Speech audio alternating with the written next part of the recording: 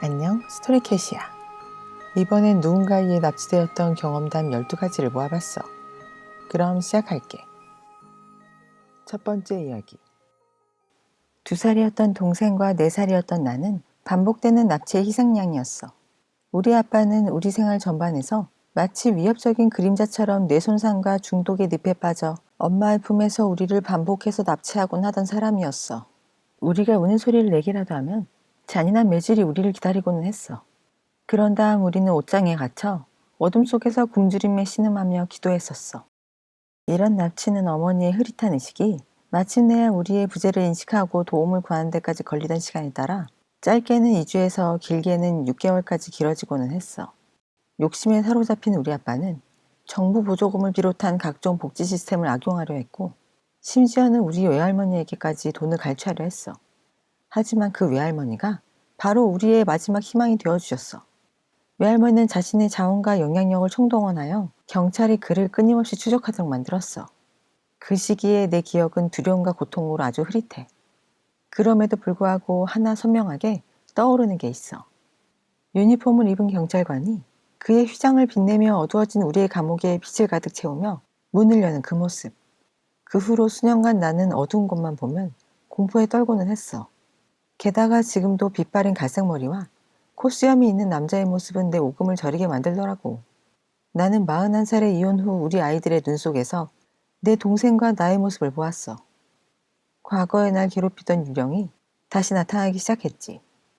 결국 나는 매일매일 과거의 두려움이 현재를 집어삼키지 않도록 고독한 전투를 하고 있어.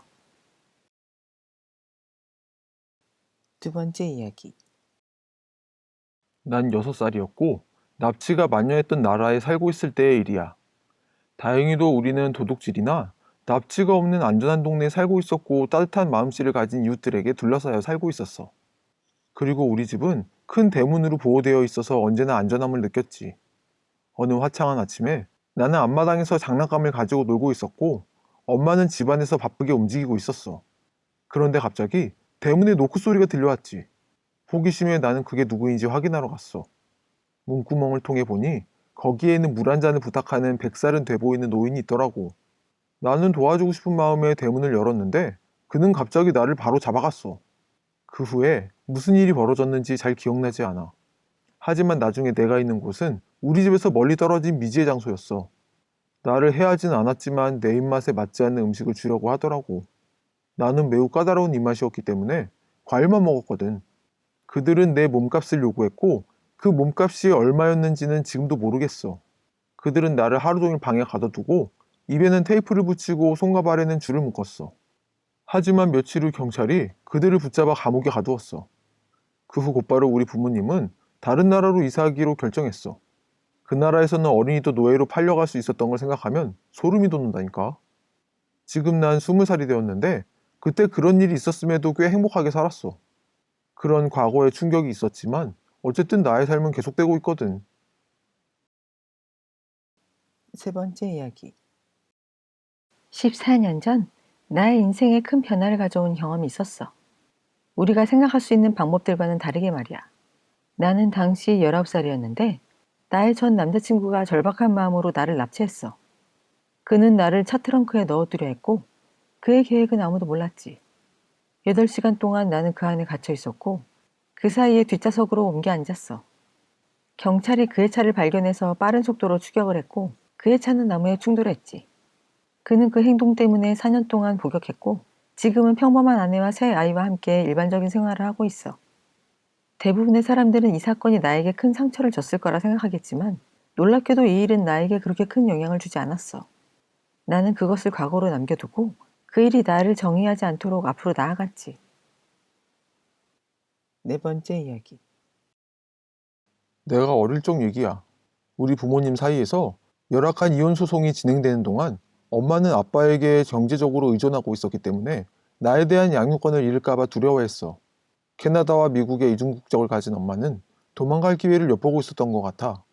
어느 날 아빠가 일하러 간 사이 엄마는 나를 학교에 보내지 않고 미국에서 캐나다로 날 데려갔어. 미국 국적인 아빠는 우리가 그의 관할권을 벗어나 있기 때문에 아무것도 할 수 없었지. 몇 달이 지나서야 엄마가 올바른 일을 하기로 결정하고 다시 미국으로 돌아가려고 했어. 그런데 그때쯤 되니 아빠는 법적으로 너무 강력하게 대비해서 엄마는 나를 키울 권리를 거의 잃게 되었어. 이 모든 일이 벌어졌을 때 나는 7살이었어. 엄마는 결국 가슴 아파하면서 가족과 함께 있기 위해 캐나다로 돌아갔어. 그 순간을 다시 돌아갈 수 있다면 난 미국으로 절대 돌아가지 말라고 엄마에게 애원했을 거야. 법원에서 놓친 것은 아빠가 기능적인 알코올 중독자라는 사실이지. 아빠는 그가 하는 모든 방법으로 날 학대했어. 부모님이 이혼하고 나서 엄마는 미국에서의 생활을 감당할 수 없었기 때문에 나는 10년 동안 학대하는 아빠 아래에서 자라야 했지. 그래서 내가 17살 때 용기를 내서 집을 나왔어. 엄마처럼 나도 아빠를 대적하는 게 너무 무서워서 도망가는 것밖에 할 수 있는 게 없더라고. 5번째 이야기. 난 인터넷에서 나이 많은 남자를 만난 적이 있는데 그는 언제나 나에게 듣기 좋은 달콤한 말들을 정말 잘하는 편이었어. 마치 모든 소녀가 듣고 싶어하는 그런 말들을. 그래서 3달 동안 격주로 비밀리에 그와 만나게 되었어. 부모님에게는 친구 집에서 묵는다고 거짓말을 하고 우리 둘은 어떤 호텔에 머물렀지. 그런데 그가 점점 나에게 지배적이 되고 때론 신체적으로 위협하는 행동을 했어. 어느 날 긴 말싸움 끝에 그에게 다시는 만나고 싶지 않다고 말하고 그와 다시는 만나지 않으려고 했지. 몇 달이 지나 퇴근하던 중 그가 갑자기 내 앞에 나타났어. 여기서 2시간 떨어진 그의 집으로 같이 가서 얘기 좀 하자고 했는데 나는 당연히 거절했지. 그런데 그는 호텔에서 우리의 모습을 다 비디오로 녹화했다면서 따라오지 않으면 그 녹화본을 부모님, 형제 그리고 상사에게 보내겠다고 날 위협했어. 그가 그랬던 이유를 설명하고 싶다며 단순히 대화만 하고 싶다고 했지. 난 부모님에게 거짓말하고 부모님과 같은 나이의 남자와 있었다는 사실을 알게 될까봐 너무 두려웠어. 그래서 마지못해 그와 함께 가기로 했지. 그러자 그는 나에게 그의 차를 운전하게 했어. 아마도 감시 카메라가 있는 톨게이트를 지나야 했기 때문이었을 거야. 운전자가 나라면 덜 의심스러울 것이라 생각했나 봐. 그의 집에 도착하자마자 그의 태도는 순식간에 공격적으로 변했어. 그는 나를 방에 밀어넣고 문을 잠갔지. 일주일 동안 꼼짝없이 나는 그의 포로였어. 그는 우리 아빠인 척을 하고 내가 다니는 직장에 전화를 해서 병가를 냈어. 그 다음 그의 지시대로 나는 내 모든 온라인 계정에 로그인해야 했지. 이메일이나 채팅일 같은 것들. 그는 컴퓨터에 키로거를 설치해서 내 모든 키를 잡아냈고 내 모든 비밀번호를 알아냈지. 게다가 그의 지시에 따라 나는 거의 모든 사람에게 전화를 해서 더 이상 친구로 지내지 않고 모든 연락을 중단하라고 말했어. 어느 무섭게 어두운 날 그는 나를 강가 옆에 있는 공원으로 데려가서 그곳이 내 최후의 안식처가 될 것이라고 차갑게 말했어. 그때 그의 말이 나의 마음에 불을 지폈던 것 같아. 이전에는 그가 나를 도와줄 거라고 믿고 있었지만 그 환상은 깨졌거든. 절박함에 나는 본능적으로 그에게 반격했어. 그를 차고 얼굴을 때렸지만 내 노력은 그의 화만 녹였지. 그는 나를 쓰러뜨리고 눌러놓고 욕을 하며 날 때렸어. 왜 그랬는지 모르겠지만 그는 아침 일찍 우리 아빠에게 내 폰으로 전화를 걸어서 아빠를 조롱하는 음성 메시지를 남기더라고. 내 딸이 정말로 어디에 있는지 무엇을 겪었는지 넌 절대 모르겠지. 그리고 넌 절대 끝까지 알지 못할 거야. 아빠는 거의 30번 가까이 나에게 전화했어. 경찰에 잡힐까 두려워하던 이 납치범은 나에게 아빠의 전화를 받게 했어. 그리고 내가 무슨 짓을 해도 나의 죽음으로 끝날 것이라고 위협했지.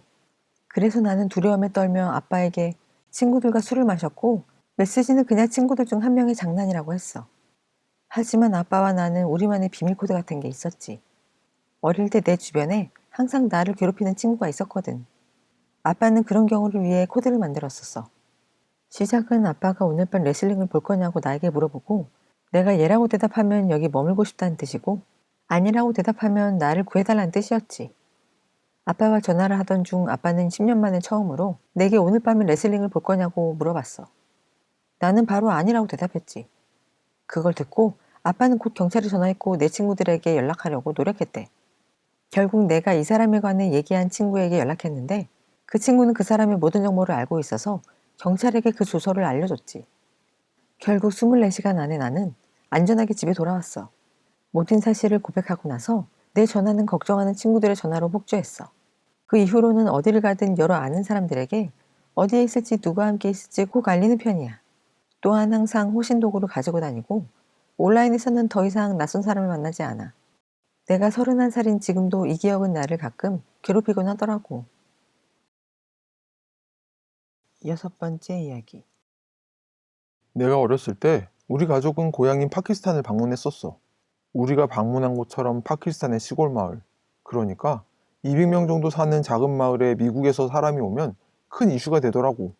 이 지역 사람들은 이런 방문자들을 부유한 미국인으로 보고 마치 그들을 보물로 가득 찬 보따리를 가진 사람들로 바라보는 거야.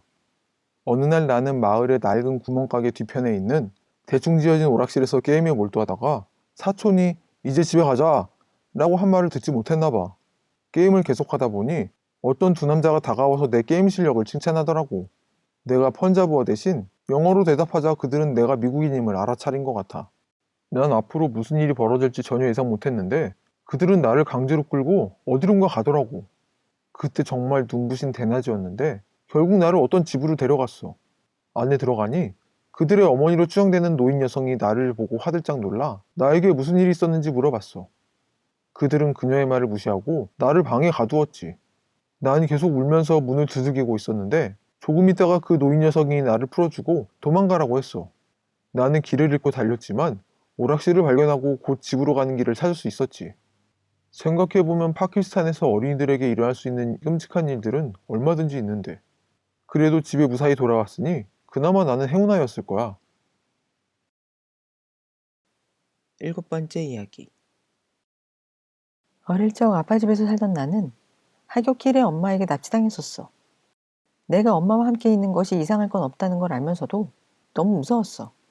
그럼에도 불구하고 내 이런 감정을 표현하려고 하면 엄마는 엄마가 자기 자식을 납치하는 건 성립될 수 없다는 믿음으로 내 말을 무시하더라고. 이 사건을 포함 여러 사건으로 인해 나는 어른에 대한 믿음을 잃었어.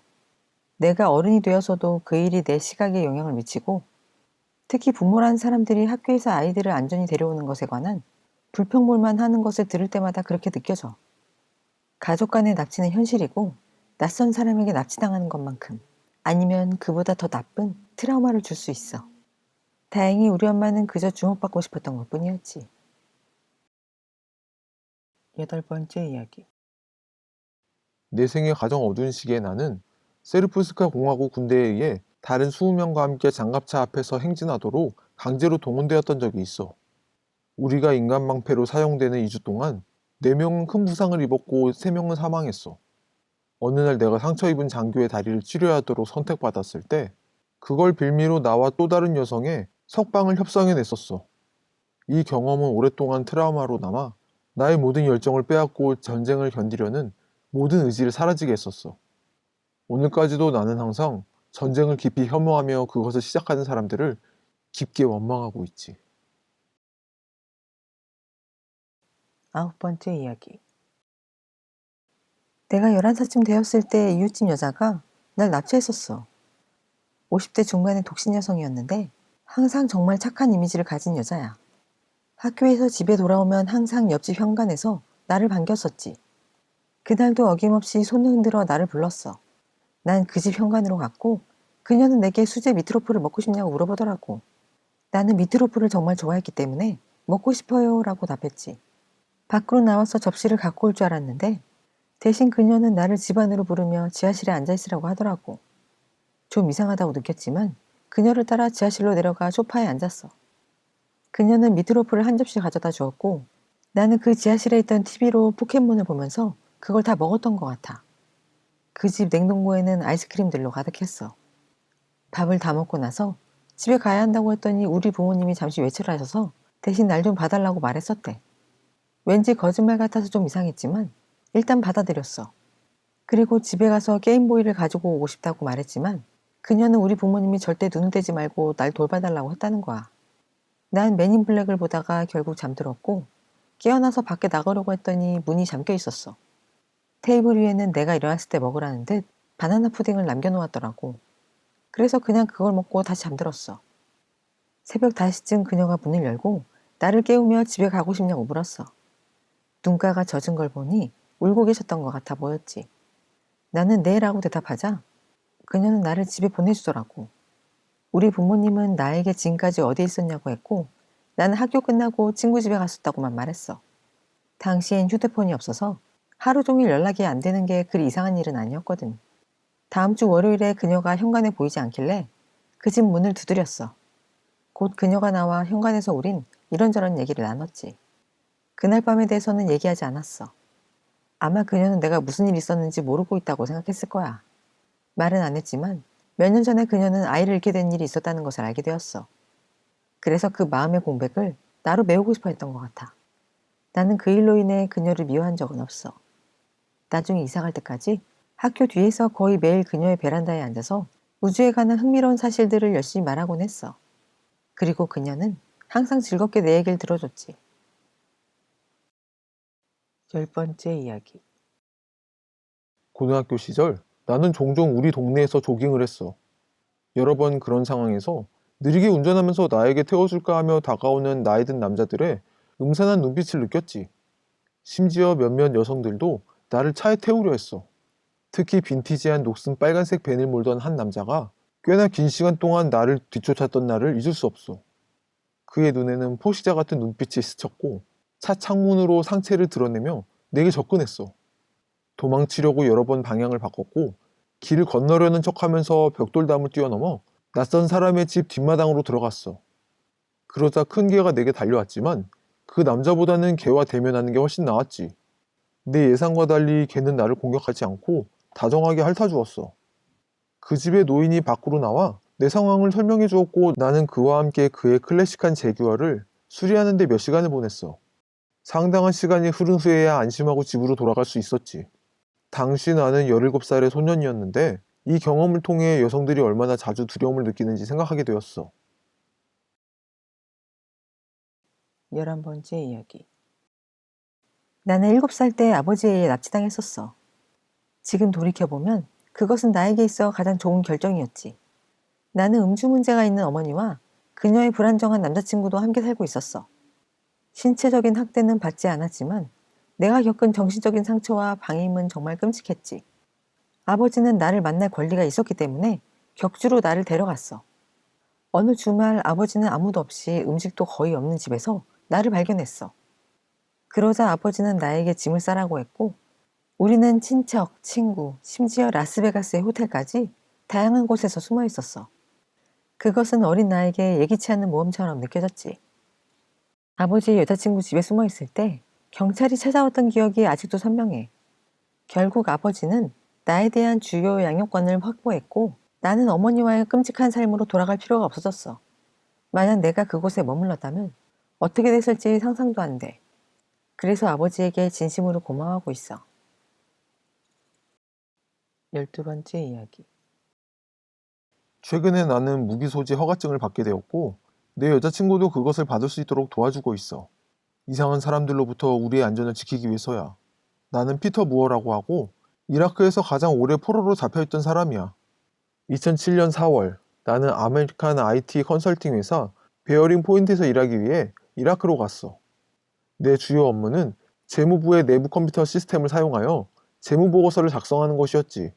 그런데 2007년 5월 29일 이라크 내무부의 약 100명의 경찰관들이 우리 건물로 들어와 나와 4명의 영국 경비원들을 납치했어. 처음 6개월 동안은 여러 장소로 옮겨 다녔고 2007년 12월에는 영국 경비원들과 나를 분리해 2명의 미국인과 함께 가둬두었어. 다음해 6월 나는 바그다드로 다시 옮겨졌고 그게 다른 포로들과의 마지막 접촉이었어. 2009년 5월에는 민병대의 두 번째 사령관 라이스 알 카잘리가 2명의 영국 경비원들의 시신과 교환되어 미국의 수감에서 석방되었어. 9월에는 100명 이상의 민병대원들이 또 다른 경비원의 시신과 교환되어 석방되었지. 2009년 12월 30일 946일간의 힘든 납치 끝에 나는 마침내 석방되었어. 이는 민병대 리더 라이스 알 카잘리와 교환된 결과였어. 그리고 2012년 초에 마지막 포로의 시신이 반환되었지. 지금까지 누군가에 의해 납치되었던 경험담 12가지를 들어봤어. 의외로 가족에게 납치된 경우가 많은 것 같아. 재미있었다면 구독, 좋아요도 꼭 잊지 말고 혹시 이런 경험을 해봤다면 알려줘. 다음 시간에 다른 이야기로 찾아올게. 안녕.